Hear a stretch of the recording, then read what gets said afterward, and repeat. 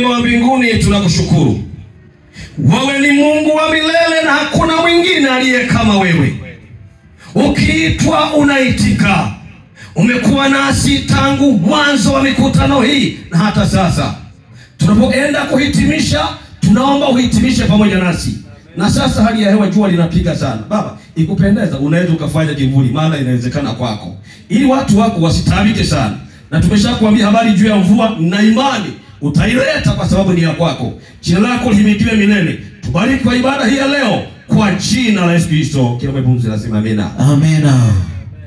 Amen. Mchana wa leo tunalo somo linalosema wajapokuwa ni wajinga lakini hawatapotea. Aro. Yes. Wajapokuwa ni watu gani? Ni wajinga lakini hawatafanya nini? Hawatapotea. Kwa nikwambie, nikwambie ngoja, kama kuna neno ambalo ni zuri sana kumwambia mwingine ni hili: wewe ni mjinga sana. Ila ni mbaya sana kuambiwa. Kwani nani anapenda kuambiwa mjinga? Hebu yupo anayependa? Hayupo hata mmoja. Tazama sana, unakuta mtu anamsota wenzake, wewe ni mjinga. Wakati mwingine au mwanamke, ewe ni mama, ni mjinga kabisa. Anashindwa kuelewa kwamba kwa huyo mama aliyemsonta unataka walonga lumo umeitosha kiita tu. Na mmoja anasema kama hata Mungu ni shahidi, wewe ni zaidi ya yeye. Funga mkono kama tuko pamoja. Bwana Yesu asifiwe. Amen. Ndio mambo mengine ambayo tumeweza kuyafanya, ukweli ni kwamba sio mema, ila tulishazoea.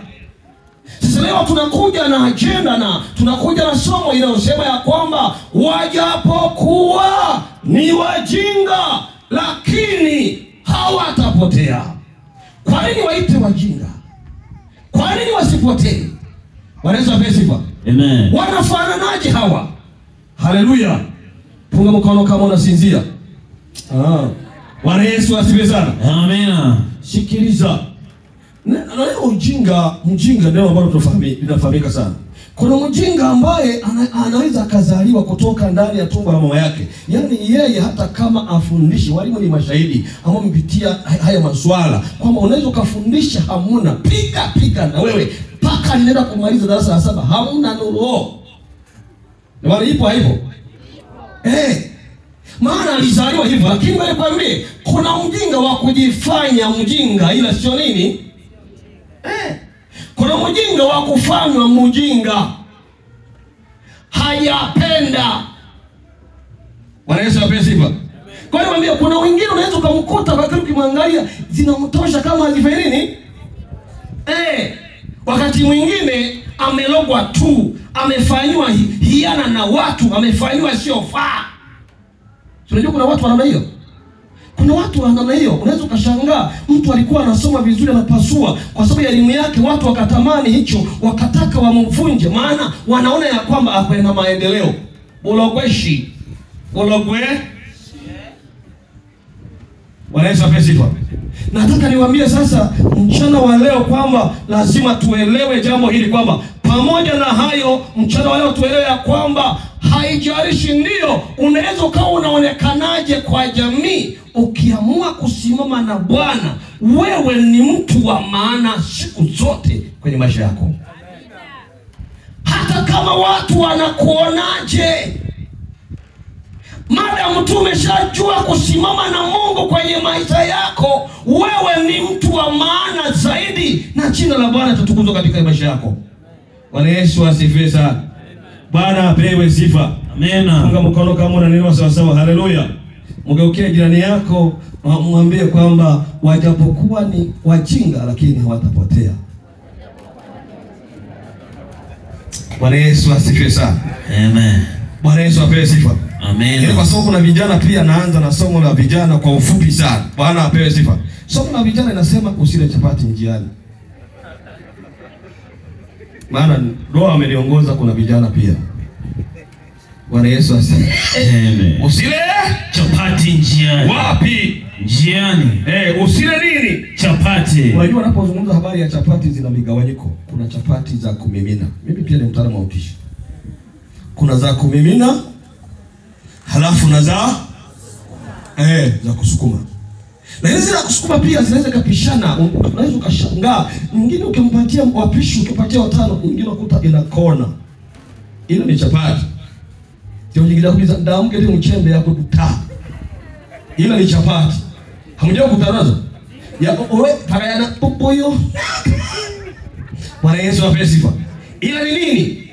Ni chapati. Zingine zipo laini kweli, inaweza kupikwa asubuhi ukaitumia jioni. Bado iko ya yenyewe. Mnanielewa? Lakini nyinyi wa mama, isi mnanielewa? Bwana Yesu apewe sifa. Napomaliza, alikuwepo binti moja, alikuwa anaitwa Stella. Sabani kama kuna Stella. Bwana asifiwe. Kufuana kwa nini? Kwa majina. Haleluya. Stella alizaliwa kwa baba na mama, ila bahati mbaya sana ni kwamba ila anazaliwa tu hivi, hakumkuta baba yake. Alimkuta hayupo. Alikuta historia kwamba kulikuwepo na baba yake. Kwa hiyo Stella alikuzwa na mama yake. Wamama pia wanajua kulea. Semeni amina wa mama. Amina. Wamama ni walimu wazuri kama ana akili njema. Mnanielewa sawa sawa? Yaani hivi watoto wengi ni hivi wanakuwa na elimu nzuri na maisha mazuri kwa sababu wengi wamefundishwa na wamama vizuri. Sasa akakuwa, alipokuwa akaanza darasa la kwanza, mwisho darasa la pili. Kule kulikuwa na kaka zake na mama yake.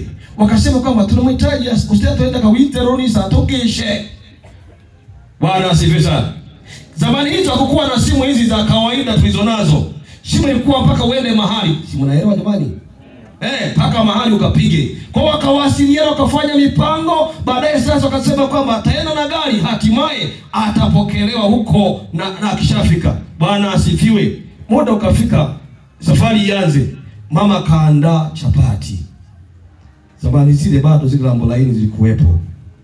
Zilikuwa hazijazuiliwa. Si mnaelewa zamani? Kwa hiyo mama akamwandalia chapati ndani ya hizo nini? Lambo laini, akaziweka vizuri. Sasa akaambiwa hivi, Bwana Yesu asifiwe, atatumia akishafika mahali fulani. Bwana Yesu asifiwe sana. Aliambiwa kwamba akifika Morogoro ndipo atumie nini? Chapati. Kama hajafika Morogoro hamna. Bwana Yesu asifiwe sana. Naye mtoto alikuwa mwaminifu. Bwana asifiwe. Alikuwa ni mwaminifu. Basi akapanda, safari kaanza. Mwendo wa muda kama risali moja nusu kwa libia mawili. Stella akamuuliza konda, tumefika Morogoro?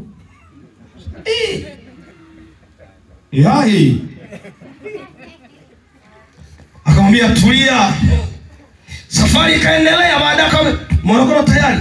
Mwisho akang'aka konda kwamba mimi Morogoro nakufahamu, tukifika nitakwambia. Botimbiresho Stella akahulala, akanyamaza, usingizi ukampitia. Bwana asifiwe sana. Sikiliza, wakaenda hatimaye wakafika Morogoro. Ile wamefika Morogoro, wamejisahau kidogo, wakaenda mwendo wa dakika 15. Ndipo abiria wakamkumbusha konda, kale toto ka Morogoro umekapitiliza. Wanakaangalia, konda akakaangalia, akaona kamelala. Akasema sasa nikashtua hapa, akamwambia driver, geuza gari. Mwisho gari. Driver naye akajua kwamba labda kuna abiria tumemfanya nini? Tumemsahau. Kwa moja ama nyingine akageuza. Wanafika hapo ndipo wanakashtua. Wewe mtoto, amka sasa, hapa mshuka hapa ndipo nani? Maana aliyekuwa amepewa maelekezo ya hapo katoto hakuwa konda, aliyekuwa amepewa ni driver. Kwa hiyo konda hakuelewa kilichokuwa kinaendelea juu ya nini? Katoto. Ndipo anakaamsha, anakaambia shuka hapa ndipo Morogoro. Anaamka. Bodi imeshilambo laini. Hamuna shuki, mama aliniambia nikifika Morogoro nile chapati. Wote waliokuwepo wakaumia sana. Kwa kelele zote hizi kumbe zilikuwa za kula tu nini? Bwana Yesu asifiwe. Bwana asifiwe sana.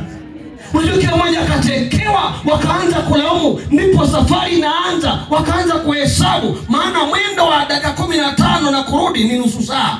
Ukijumlisha dakika 15 zingine 45. Wangekuwa wapi? Kila mmoja mwenye kusema vibaya alisema, mwenye kunung'unika alisema, lakini Stella yeye anapambana na nini? Buliesha chapati, chapati. Punga mkono kama tuko pamoja. Haleluya. Bwana asifiwe sana. Punga mkono kama tuko pamoja. Haleluya. Nataka nikwambie kwa nini tunajaribu kupitia machache haya ni kwa sababu nataka tuelewe vile ambavyo Mungu anataka katika maisha yetu. Mungu anahitaji vijana wa kiume na wa kike tuwe waaminifu. Usile chapati bado muda haujafika. Baki mwaminifu. Haleluya. Ihao tale usoma mala ingita wizago pali